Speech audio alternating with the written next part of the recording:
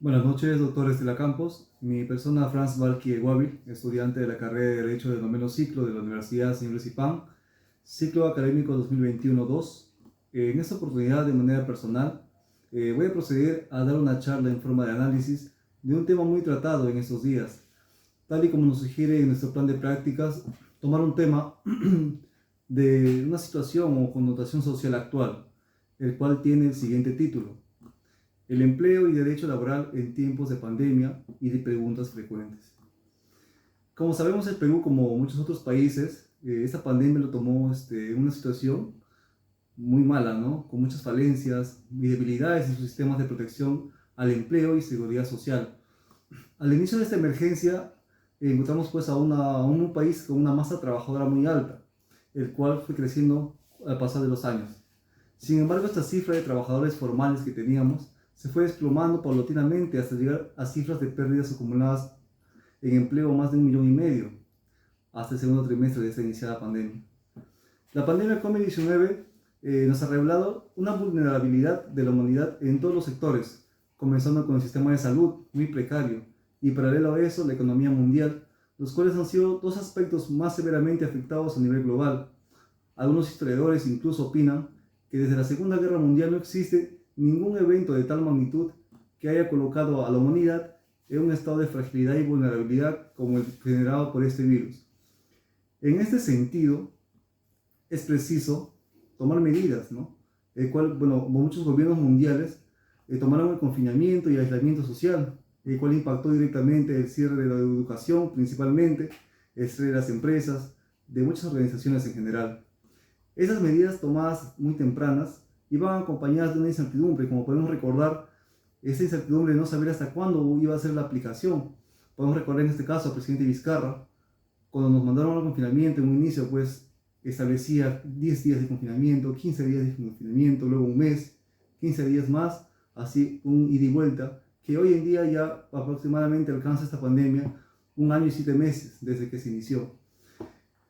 Bueno, a menudo que pasaba todo esto, nuestro sistema de salud, bueno, y de muchos países ha colapsado, también nuestra economía mundial ha colapsado y se ha desplomado. Ante esta incertidumbre nos hacemos muchas preguntas e interrogantes. ¿Qué ha hecho hasta ahora el gobierno para poder brindar protección al empleador o al empleo también, ¿no? Partiendo de la alta informalidad laboral en este país, ¿qué mecanismos se han activado para dar seguridad social a los trabajadores que están fuera del sistema laboral formal? Mucha informalidad. Una pregunta que surgió dentro de todo este contexto de normativa laboral, toda esta coyuntura de lo que es la pandemia, ¿no? Me preguntaron, ¿cuándo deben comunicarme que mi contrato no va a ser renovado? ¿Deben comunicarme una semana antes, un mes antes? Bueno, vamos a conocer esto. En realidad no existe una norma laboral que exija a los empleadores a comunicar al trabajador respecto a la no renovación. Asimismo, tampoco hay una norma laboral que exija al empleador que comunique con una semana o un mes antes. Es por eso que es plenamente válido comunicar el mismo día en que no se va a renovar el contrato a la persona. Uno de los motivos principales, diría yo, que se puede dar este tipo de situaciones es porque el empleador quizás quiere evitar que el trabajador pueda cometer actos que puedan perjudicarlo. Como por ejemplo, ha habido casos, ¿no?, en que trabajadores que cuando se enteran que no se les va a renovar el contrato deciden de repente destruir la base de datos del empleador, así como documentos, ¿no?, certificados, etc. Siempre y cuando existe una relación tensa entre el trabajador y el empleador. Bueno, aunque también hay otros casos de empresas que deciden implementar políticas internas en las cuales establecen que a los trabajadores se les va a comunicar la no renovación de contrato una semana antes, incluso que se les va a dar un feedback, el de por qué no se les va a renovar el contrato. Pero esto claramente, bueno, es una facultad que tiene el empleador, más no una obligación de hacerlo. Así que es bueno tener en cuenta eso. Segundo punto o segunda pregunta, bueno, una persona muy allegada hace la siguiente, tiene la siguiente certidumbre, ¿no? Pregunta, yo soy personal de salud, trabajo en una posta, ¿no? Soy gestante, bueno, ya estoy vacunada, y pregunta si puede seguir trabajando en el área COVID. Bueno, vamos a resolver esta incertidumbre, ¿no? La siguiente respuesta. Las personas en estado de gestación y de lactancia, bueno, no pueden definitivamente hacer trabajo presencial al día de hoy. Muy a pesar que han sido vacunadas, recordemos que la ley 31051 establece que estas mujeres tienen derecho obligatorio de hacer trabajo remoto. Y en caso que no puedan hacer trabajo remoto, se les tiene que dar una licencia con goce de haber compensable. También tener en cuenta que está prohibido que realicen labores que impliquen exposición al público, como por ejemplo una gestante o una lactante no puede hacer labores de anfitrionaje. Tampoco puede ser una secretaria o un personal que pueda atender a las personas de manera directa. Y si en este caso se esté realizando este tipo de actividades, es mejor conversar con el empleador y hacerle conocer de esta normativa que es obligatoria cumplirla. Y si no va a haber posibles pues, sanciones administrativas antes una fin. Finalmente, en atención a estas preguntas, ¿no? Se puede concluir que una vez superada esta situación pandémica, los gobiernos del mundo deberían replantearse todo lo concerniente a la protección del empleo, ¿no? La salud y la seguridad social de sus poblaciones, aprendiendo los errores, sus aciertos, que dejará sin dudas este virus, ¿no? En lo que concierne al Perú, bueno, la tarea es muy ardua y exigente. En primer lugar, hay que ordenar y sistematizar todo este entramado legal que se ha creado para atender la emergencia nacional, ¿no? Esta serie de disposiciones legales y las que habrían de venir pues, con una visión más incluyente, ¿no?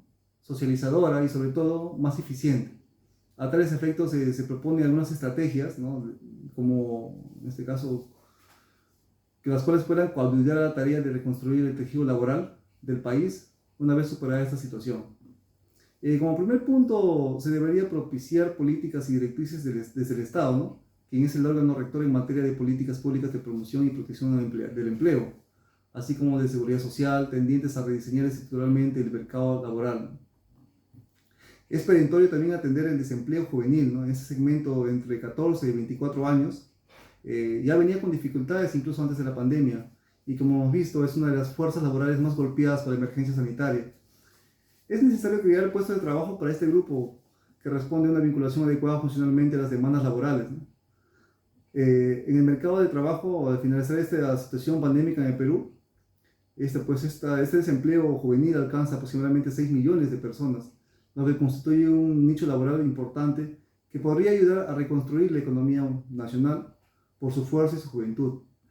Las desigualdades de género, bueno, aunque no es un tema de esta charla, también deberían ser atendidas, ¿no? Especialmente en lo que respecta a las condiciones laborales, el nivel de ingresos que es muy bajo actualmente, sobre todo en las zonas rurales del país. Si existen desigualdades en el mercado laboral, esto atentaría en este caso pues contra la productividad y el desempeño laboral, ¿no? Con sueldos muy bajos, definitivamente, jornadas de muchas horas, ¿no? Después de esta pandemia teníamos que poner mucha atención a la modalidad de teletrabajo también, o el trabajo remoto que llevamos actualmente, lo cual se estableció y llegó, pero para quedarse, ¿no? hasta actualmente, ¿no? Hay que también legislar en materia atendiendo elementos como la duración de las jornadas de trabajo, 8 horas, las cuales tendrían que ser respetadas, el control también de medios informáticos proporcionados por el empleador, precisar los costos aportados también por el trabajador para la función laboral, y así como su perfil también, su perfil laboral, entre otras cosas. Ya que esta es una modalidad pues, de trabajo a distancia que requiere una modificación en la prestación de servicios fuera de un contexto de emergencia también, una vez terminado todo esto. Ante todo y después de todo lo planteado y conversado, muchas gracias.